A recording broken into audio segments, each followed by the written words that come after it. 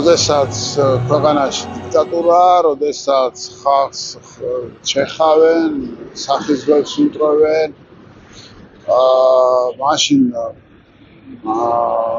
კომედიების დადგმა ახალი არაა, კიდევ ერთხელ ვიმეორებ, გავიხსენოთ 20 საუკუნის 30-იან წლების საბჭოთა კავშირი, სულ კომედიები დგმებოდა, იგივე ხდებოდა ნაცისტურ გერმანიაში.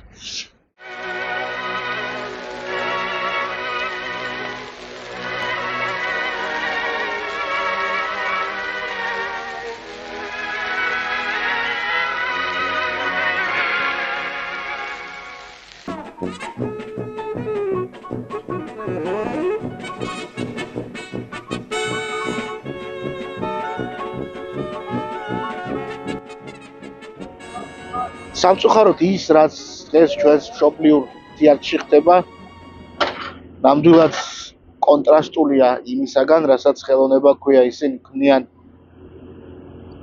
ტყუილს, ისინი ქმნიან კამუფლაჟს ბედნიერებისა, ვაჩვენებენ რაღაც შობის ზღაპარს, როდესაც ჩვენს თანატოლებს იჭერენ, ჩვენს თანატოლებს ცემენ, აშანტაჟებენ, ებრძვიან.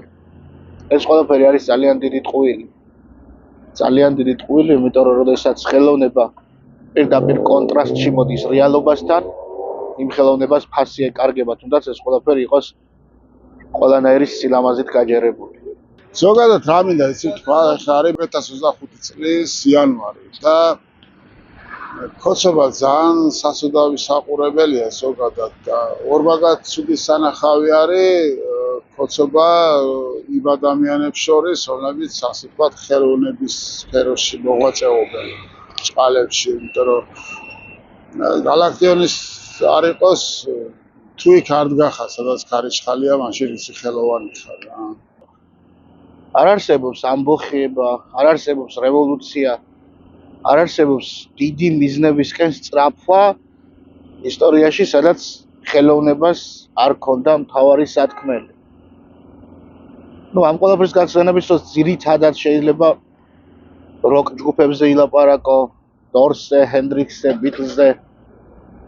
უბრალოდ ხელოვნებას უნდა ქონდეს თავისი როლი და თავისი ადგილი. ხელოვნება არის ის, რამაც უკეთესობისკენ უნდა წაიყვანოს ადამიანები და სოციალური ცხოვრება ადამიანების.